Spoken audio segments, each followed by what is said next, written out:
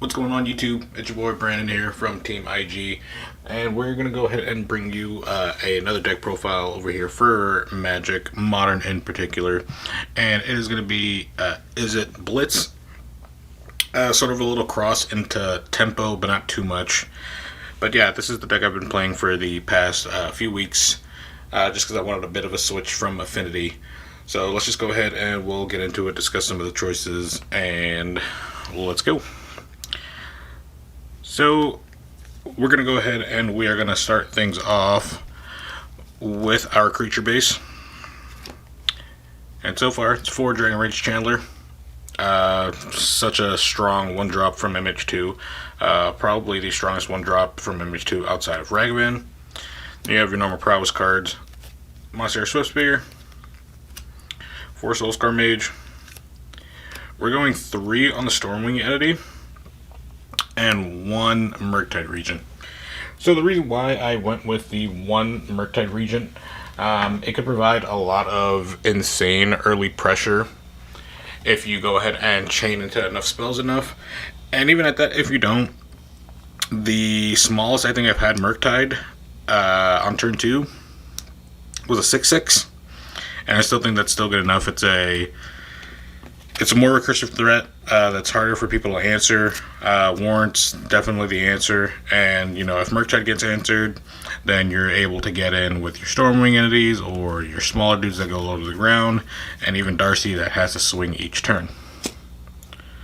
So let's go ahead and get into the spells. What is a red deck without your lightning bolts? 4 Lava Dart.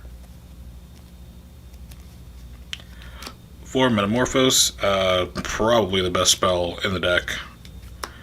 2 Unholy Heat. 2 Mutagenic Growth. And then we have a split here. I was doing 2 Vapor Snag, but then we went ahead and we split it. We did 1 Vapor Snag in the main and 1 Test of Talents. If you don't know anything about Test of Talents, it's like Counterspell, but like super Counterspell. So Test of Talents goes ahead and counters the target instant or sorcery. And then you search your opponent's hand, their grave, and their library, and you exile any copies. If any extra copies were to be in the hand, then you go ahead and the opponent draws cards equal to the amount that was exiled from the hand.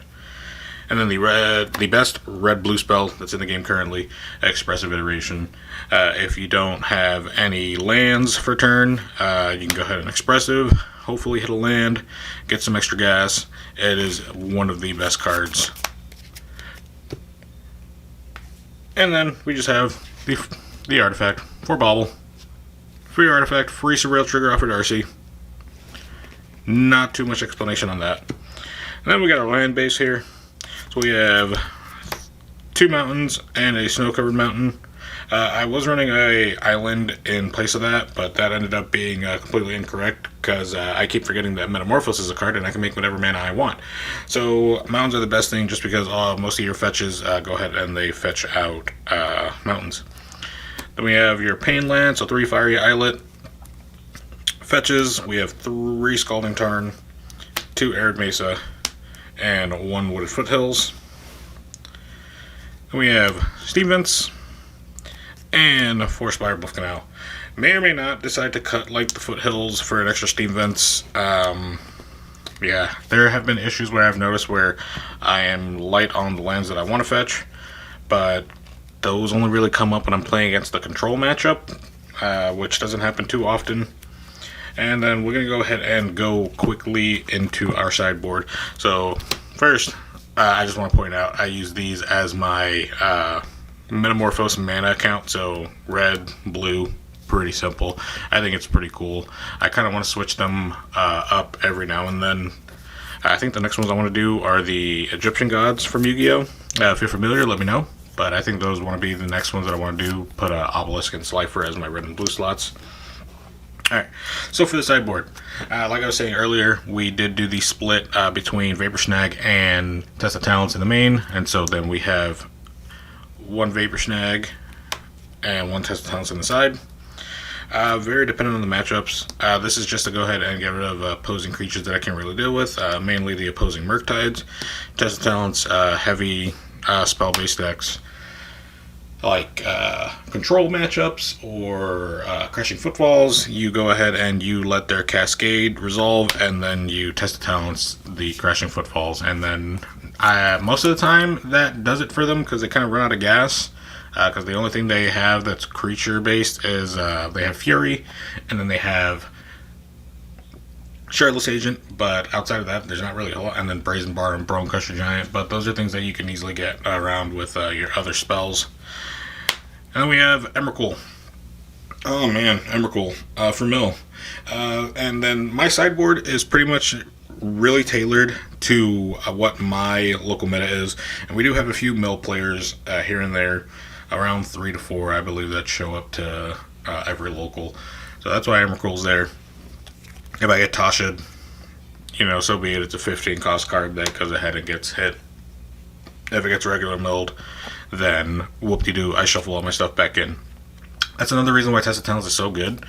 Because if Mill, in particular, tries to Tasha's you Test of Talents, get rid of all the Tashas, there's no more exiling stuff. You're just getting milled regularly, so you don't have anything to worry about. And then some Grave Hate. We got 2 Soul Guide Lanterns. I was trying Graph Diggers, but after discussing it with my teammates, Graph Diggers doesn't do too much in this meta. So we just want like another answer to Murktide and another answer to like Grave-centric decks like Dredge or Living End. Then we have 2 Voidmere. Cascade and Tron are pretty much the main things, and Elementals if they try to evoke. So that way, they don't pay any mana, or any color mana. It gets countered, and then you don't have to deal with that issue. 2 Braid. Kind of want to change these to Shattering Spree, but I don't have those available. Probably pick them up whenever I get the chance from locals. But yeah, either deal 3 damage to a target creature, or destroy an artifact. So mainly when you're playing against like Affinity or Hammer Time, bring these in to get rid of the hammers.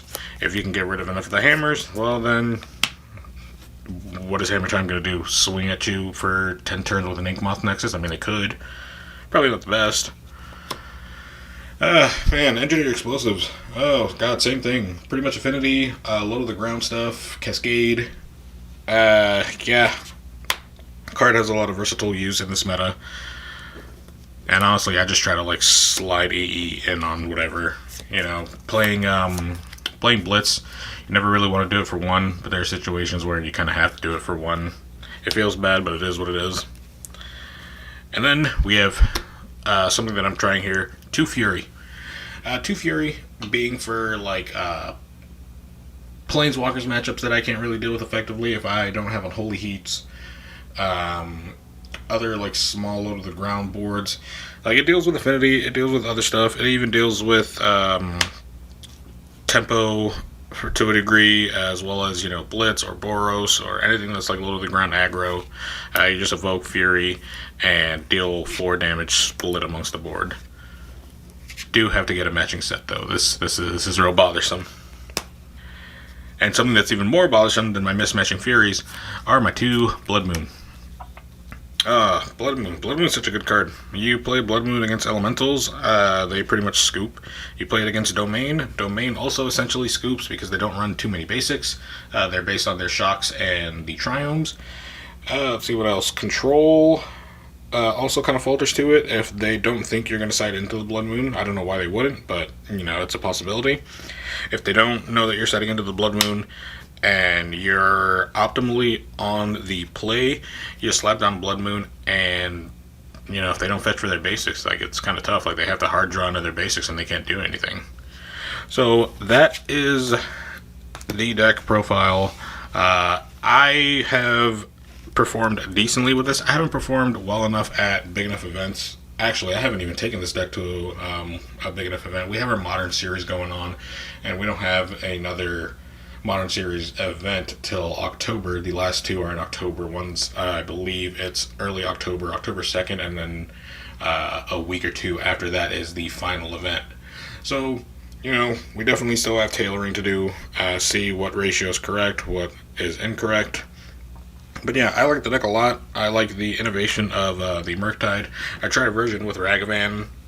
Did not really fare too well at all. This has definitely fared a lot better in testing. And if you guys have any suggestions on what I could do to improve the deck, make it better, please let me know in the comment section below.